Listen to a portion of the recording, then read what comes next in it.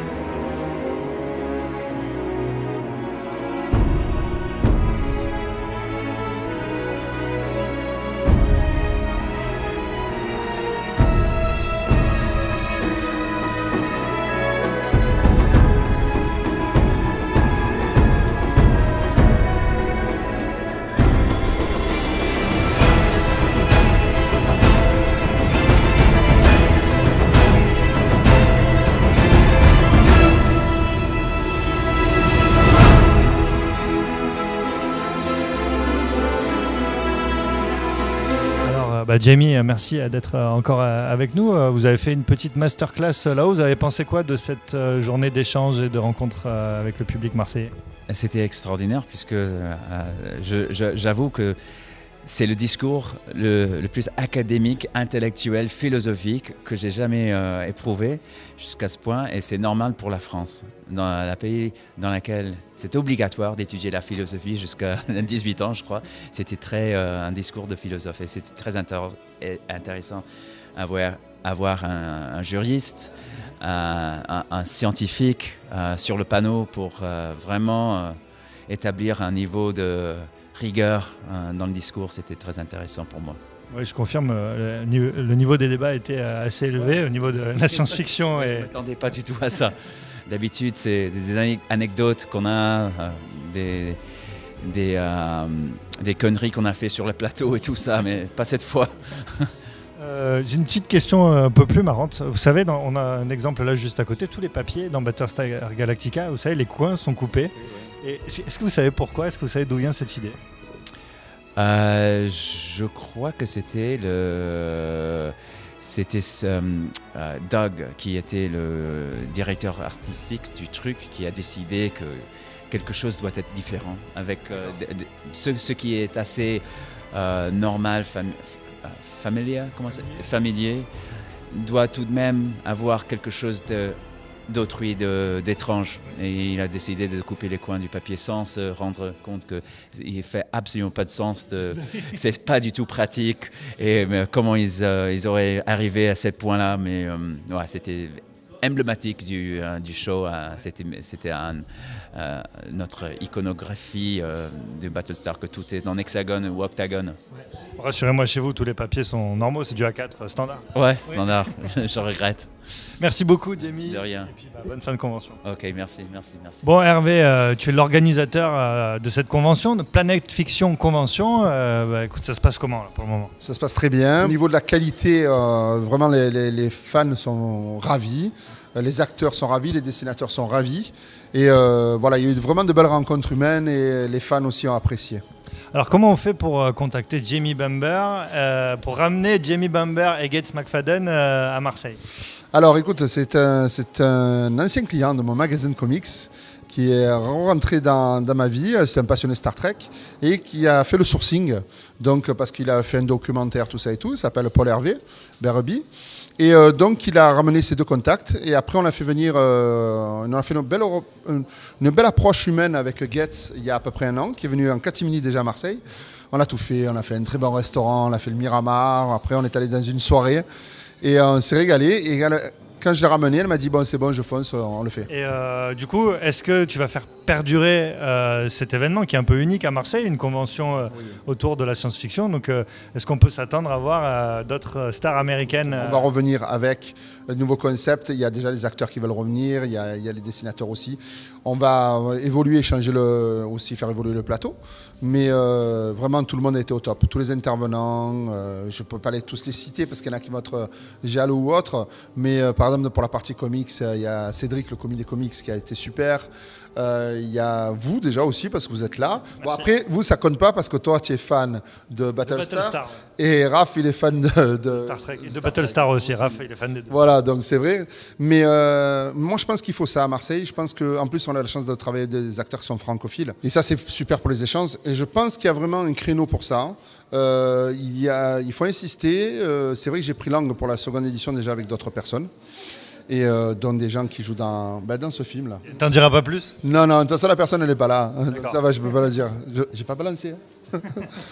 Donc voilà. Et donc voilà, on a d'autres idées. Et sincèrement, on va continuer. Et puis, il faut donner du plaisir aux fans. En tout cas, moi, c'était un plaisir de côtoyer, d'interviewer un Silon. C'est moi le Silon. Oui, c'est un Silon. Merci beaucoup, Hervé. Merci à vous. Merci de Tarpin bien. Alors, je suis avec Sylvie de l'association Geek du Sud. Donc, est-ce que c'est vous qui avez fabriqué tous ces petits objets là qu'on voit, toutes ces petites figurines? Alors oui, ce qu'on voit, c'est de l'impression 3D, donc avec des armes de science-fiction, des figurines. J'ai également après quelques petits objets qui sont en vente. Et la plupart des choses, c'est de l'expo. Alors, est-ce que vous êtes fan de tous les univers qu'on va représenter ici? Là, je vois le 5e élément. Derrière nous, il y a Battlestar Galactica. Vous êtes fan un petit peu de tous ces univers?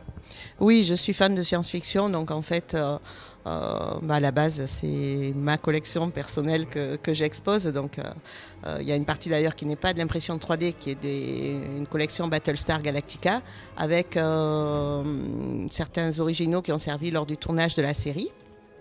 Et ensuite, je me suis lancée dans l'impression 3D, donc j'ai commencé bien sûr à faire des objets autour des thèmes qui m'intéressaient, donc autour de la science-fiction. Et je vois peut-être Battlestar Galactica un peu plus fan que les autres, non? Oui, voilà. Je vois, vous êtes un peu en Starbucks là, non? C'est ça? Voilà, c'est ça, tout à fait. Vous reconnaîtrez pour ceux qui connaissent la série. En tout cas, merci beaucoup. Et puis je rappelle, votre association, c'est Geek du Sud, c'est ça? Voilà, c'est ça. On est basé en région limoise et on tourne dans les conventions et les salons geeks un petit peu sur le sud de la France. Pourquoi les comics, c'est Tarpin-bien? C'est le Tarpin-bien. Il faut lire des comics. Les comics, donc, c'est de la BD américaine. Donc BD, une forme d'art graphique séquencé narrativement. Et c'est le top. Vous pouvez tout lire. De la science-fiction, de la fantasy, du réel, il y a du journalisme. Il y a eu des très très beaux comics reportages. Donc voilà, c'est excellent. Et ici, on est là pour faire vivre le comics aussi. Il n'y a pas que Star Trek. Je le dis parce que vous êtes tous des fous de Star Trek. Là, vous avez peut-être oublié les. Non, de Battlestar. Voilà, Battlestar. Voilà. Mais il y avait John McCrea quand même, qui était un Anglais de la bonne période, un petit peu punk anglaise, qui a fait du Judge Dredd, qui a fait un personnage chez DC qui s'appelle Hitman, pas le chauve qui tue tout le monde. C'est un autre tueur à gages. Vous avez Claudio Castellini, c'est quand même le mec qui a illustré DC versus Marvel. À l'époque où ils s'entendaient encore à peu près bien, ils les ont fait tous se battre. Ils avaient compris que ça générait du fric. En plus, les fans, c'est Superman versus Captain America versus celui-là, ça crée, c'est pas mal. Il y a Spider-Guy. C'est vrai qu'on a moins la culture des comics en France. Tu trouves? De plus en plus, ça vient avec les films. Ça vient un peu, exactement, avec les films Marvel, avec les films Batman aussi qui fonctionnent. Et il y a quelques super-héros. Voilà, il y a quelques super-héros que tout le monde connaît, hein, Batman, Spider-Man, Superman. Mais les comics, ce ne sont pas que des super-héros. C'est ça qu'il faut dire. Mais oui, mais du coup, la culture comics, quand même, en France, finalement, elle est présente par ces super-héros qu'on connaît. Et après, c'est vraiment pas comme aux États-Unis, quoi. Oui, non, tu as raison. Aux États-Unis, c'est. Après, les super-héros aussi ont un petit peu perdu. au profit de l'indépendant, les comics indépendants qui parlent de tout et de rien, qui parlent de science-fiction. Il y en a un que je vous conseille à tous, c'est Transmétropolitane. Mais si vous vous demandez quoi lire, je vous conseille La jeunesse de Picsou. C'est du génie, vous pouvez le lire à 8 ans. À 18 ans, à 77 ans, à 98 ans, vous apprendrez quand même des trucs. Tu vois, il y a des gens qui vraiment s'attachent à faire des trucs bien et à essayer de tisser un fil, à essayer de faire quelque chose d'un peu plus profond que simplement des bandes dessinées d'humour ou tu vois ce que je veux dire. Donc, qui utilisent le médium pour faire réfléchir. Et là, voilà, c'est tout ce qu'on peut faire. Mais en tout cas, comme tu dis, on a moins la culture comics en France, mais elle est en train de venir et c'est grâce à des événements comme le Planète Fiction. Comme les autres, mais on ne parlera que du Planète Fiction parce que c'est comme ça. Et donc que ça s'améliore. Ça se développe, voilà. exactement. Merci beaucoup. Merci pour à toi. intervention. Alors bonjour, alors vous êtes physicien, c'est ça, et spécialiste des univers aussi de science-fiction. Exactement, oui. Alors j'ai une petite question très simple. Dans Battlestar Galactica, ils font des bons PRL. PRL voulant dire plus rapide que la lumière. Or on sait que la relativité générale nous interdit d'aller plus vite que la lumière. Donc comment est-ce que vous expliquez ce qui se passe dans Battlestar Galactica ? Oui, la petite question piège sur la vraisemblance scientifique du FTL. Eh bien, je vous dirais, effectivement, dans les sciences contemporaines, la relativité générale est érigée en dogme. Et effectivement, l'expérimentation a tendance à confirmer la relativité générale. Mais d'un autre côté, il existe la mécanique quantique, dont, je dirais, le caractère peu intelligible complique beaucoup l'équation. Il y avait un éminent professeur de physique quantique aux États-Unis qui s'appelle Richard Feynman qui disait à ses élèves « Si vous avez compris mon cours, c'est que je me suis mal exprimé ». Bon. Alors, la mécanique quantique a plusieurs volets.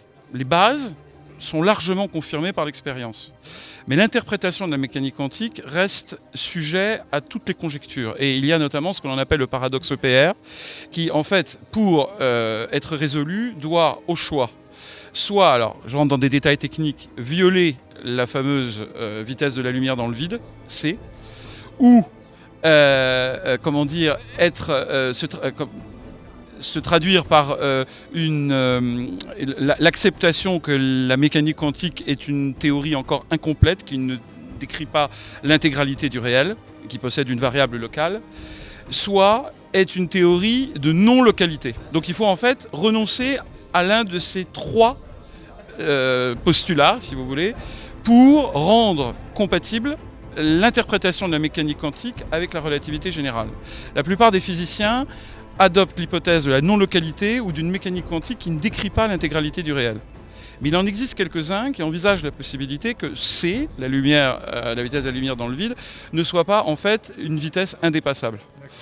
Et donc, c'est un peu la curée entre scientifiques pour tenter de développer la fameuse théorie du grand tout, qui est un peu le saint graal des physiciens, c'est-à-dire une théorie qui unifierait la mécanique quantique et la relativité générale. Alors là, on passe de ce qu'on appelait la mécanique quantique relativiste, la théorie quantique des champs, ensuite on a développé la physique des cordes, des supercordes, la cosmogonie branaire, bon, toutes sortes de quantique à boucle aussi. Voilà, oui aussi, voilà. Il y en a, en fait, chaque physicien éminent se doit d'avancer sa propre grande unification personnelle. Mais ça reste des hypothèses théoriques, certes reposant sur des corpus mathématiques structurés, mais qui ne sont pas prouvés et qui ne sont pas confirmés par l'expérimentation. Donc, jusqu'à preuve du contraire, oui, le modèle standard s'impose. Peut-être qu'un jour, on relativisera ce modèle standard. Donc moi, je ne peux pas a priori dire que c'est aberrant que l'on propose cette solution.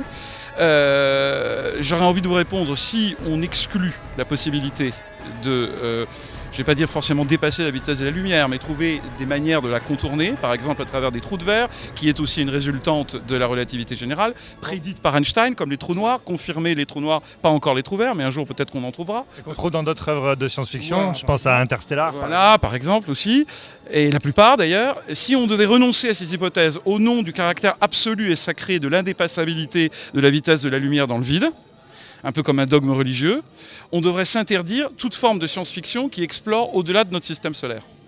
Alors c'est une hypothèse de travail, l'avenir, le lointain avenir, elle lui donnera tort ou raison d'une manière ou d'une autre. Ça soulagera en tout cas ceux qui regardaient les bons PRL d'un mauvais œil. Voilà. D'un mauvais œil, oui, c'est vrai. Mais je vous dis encore une fois, la plupart des bonnes science-fiction sont obligées forcément de proposer des hypothèses qui n'existent pas dans les sciences d'aujourd'hui, mais ils essayent de les traiter avec rigueur, c'est-à-dire en quelque sorte de supposer que, bien que ne reposant pas sur les sciences actuelles, elles reposent sur des sciences néanmoins crédibles par les rigueurs qu'elles imposent. C'est-à-dire qu'on ne va pas changer les règles du jeu d'un épisode à l'autre. On va respecter les hypothèses de départ jusqu'au bout.